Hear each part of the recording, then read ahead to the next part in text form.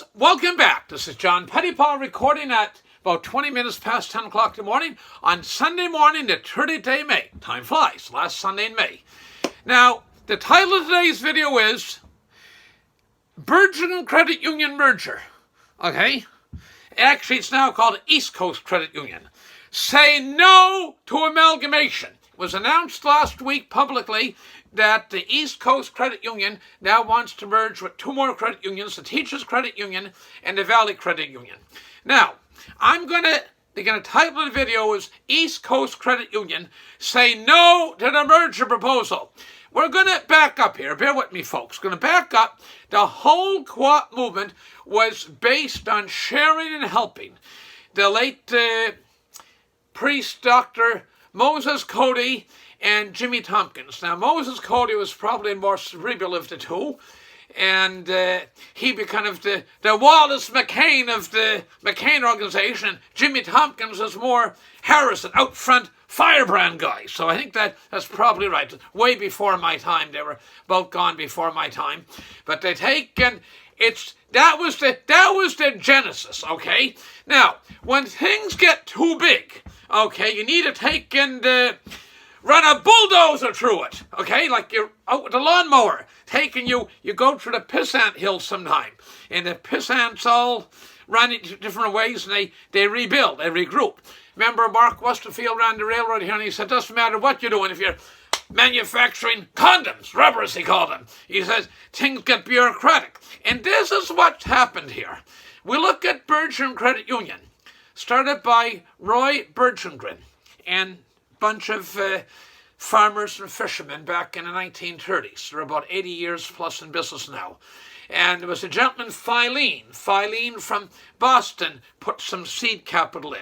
And the farmers brought money in, crops in the fall, and the fishermen needed it, and the woodsmen cut wood in the winter. So this was the basis. It served Antigonish and the whole area very well. There's actually a credit union in Inverness called the Filene Credit Union. You look at the one in Shettycamp, Acadian Credit Union, St. Joseph's Credit Union in Pettipas. Interesting, they stayed independent in Shettycamp, okay, independent credit union. And I believe St. Joseph's in Pettipas stayed independent, both big asset bases. The priest, the late Greg MacLeod, was criticized for not having groupthink. He could think from awful thing. Oh, man could think for himself. Said Sydney Credit Union shouldn't join this new merger, and they didn't. You know, Sydney Credit Union is just fine. They had a manager there, and some people called her by the word I can't use in polite television. She played the family video. We'll say family television, family video. She'd sent in guys at the steel mill and so on, coal miners. Now, every week, put a little bit of money away. Okay, they paid off their mortgage, and by God, when the mine shut or the steel mill shut, they didn't have to go out west. They could take a service job and be close to their family and watch their kids and grandkids grow up. They didn't have to move up. Nothing wrong with people go out west. They can make good money and do fine, but that's not for everybody. It's difficult in the family life. Anybody will tell you. So anyway, the ones that listened to this lady, it was tough lady, but she knew her stuff. That was running Sydney Credit Union down at Townsend Street. They did wonderful. So it's been a great help for Sydney. Okay, but they stay independent, get critical mass. Industrial Cape Breton's not near as dead. Love Cape Bretoners. There's a lot more life in the Sydney economy till people think. So when things get too big, you gotta, I don't know, take a wrecking ball to it and focus back like the pissant hill analogy used. The pissants have to rebuild and pick little sticks and twigs and sand and start over, okay? So what's important? Independent thought as opposed to group thought.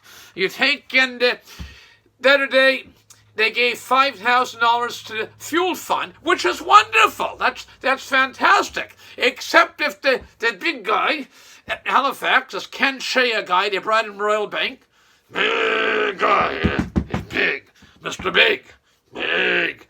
And Diane Kitterman, if they hadn't wasted money on bringing old Hussein Obama in, and what fee was in a high 75,000 range, they would have been able to give $25,000 to the fuel fund. So they take and what you're doing is basically you're taking and making a bigger organization and makes things more bureaucratic. More bureaucratic. The women and the men at the credit union Anarchinish knew what they're doing, but now you go in, it's every you departmentalize stuff. And it's that's fine within reason. But everybody got their own little department. Nobody sees the big picture sometime and the overall picture scheme of operations, and you get distant from your customers. So you got Ken Shea in Halifax. He can put together his little empire or bigger empire, and somebody will come in from the accounting firm and say, yes, for number of employees overseas, number of branches, his compensation should be equal to somebody running a branch of National Bank or Caisse de Popular in Quebec, and then they get a big pension, they get a bonus, and so on. The salaries of some of those executives up there are greater than the assets were of Tracadie Credit Union, or Harvard Bushy Credit Union, or St. Andrews Credit Union, or the Heatherton Credit Union. I'm going to repeat that. The salaries you're paying to Ken Shea, the big guy, he's definitely not anorexic. Don't know what the fine wines or fine dining, whatever. The boy's not anorexic for sure. That's for them, sure. Anorexia doesn't run that office. They get big salaries to go to big body. Okay? And they take, I'm being personal here, but I'm just telling you. You're the members. It's your credit union. It's the co-op. I'm a member. It's a co-op organization, it's supposed to be. Now, co-op is not against profit. Nothing wrong with that there. But if Moses Cody and Father Jimmy Tompkins were alive now, they would not want this merger. It's contrary to the principles of the co-op movement. It's empire building with no obvious benefit. Oh, he'll go back and he'll criticize my video if he even sees it. Blah, blah, blah, blah, blah. And the committee will come in, little sheep on the board of directors say, yes, he's doing good. They got 2 or 3 reports here says we should pay him more. I'm going to get personal again. Look at Marguerite. Every year, and it's not every year, but pretty well every fall, a small bus would come down. They drop in the way down or way back, and there were men and women, more women than men, because women are great folks to get stuff done and get in the trenches and do stuff. And they were coming from all over, South America, Bangladesh, India, fair amount from India, a lot from Africa, India, some from South America, Mexico, Bangladesh, and they were going up to beautiful Cape Breton, the Marguerite, to the home of Cody and Thompson. And they'd see where Cody was born and so on. And they come back, which they were excited to go down, or drop their way back, so enthused of what they seen. Okay, but those were very common sense, resourceful guys. They certainly weren't overpaid, and they weren't empire builders. They had the best interest of the people at heart.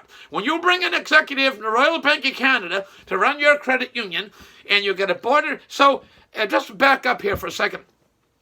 When Mary Oxner went up there, she gave them short drift. I'm going to be blunt. They basically, what they said at that meeting in Marguerite, they were lied to. They lied.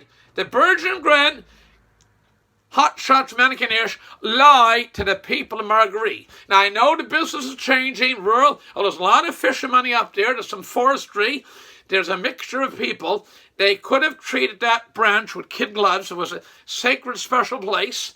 And they were less than sincere and genuine with the good people of Marguerite and Marguerite Harbour in that area. I often expression if Inverness County was an oil field, the good people of Marguerite and Belcote and Marguerite Harbour would be the source rock. I'm going to repeat that. If Inverness County was an oil field, the source rock is where you get the most oil from. It's the source rock of the field. And they take in pay dirt, whatever you call it, if you're talking gold or other mineral. The people of Marguerite and Marguerite Harbour, Belcote, that area, they're just fine people. Cody's and Tompkins come out of there. And to name some, McKinnon's and you name it, all kinds of wonderful folks. And to name a few. They take and you're getting away from the principles of the operation, the organization, what it was meant for. So say no to the merger. The merger is a dumb idea. Mergers seldom work. It doesn't matter what you're doing. You mix more bureaucracy, and it separates the management of the organization and the people from the principles. So if Cody and Thompson arrive now, they're all for efficiency, but they're not for empire building. And this merger is about empire building. Vote no to the merger. In fact, Virgin Credit Union never had a merger with East Coast Credit Union. There was a smart move to go into Glasgow, Pictou County. That was very good. They have a branch in St. Andrews. They take in between Virgin Glen Antigonish and Main Street Antigonish and the surrounding area, St. Andrews and all, and guys for Antigonish County, in adding Pictou County to it, they would have been fine on their own. That was a mistake to go on East Coast Credit Union. And stop Ken Che and the jerks in Halifax. And if you're bored and Antigonish doesn't have the balls or brains to know otherwise, to say no to them, you the members, it's not the board's company, it's you the members, vote no on the merger. This is John Pettipas. I expect this video is going to create some controversy. Doesn't fizz me one bit. Discuss it, but vote no to the merger. No more merger. You can go elsewhere and watch his pay packet. Check into how much that man's being paid. Thank you very much. This is John Pettipas wishing each and one of you wonderful folks all the best and God bless. Look out for yourself and not the executives in Halifax. Thank you. Bye for now.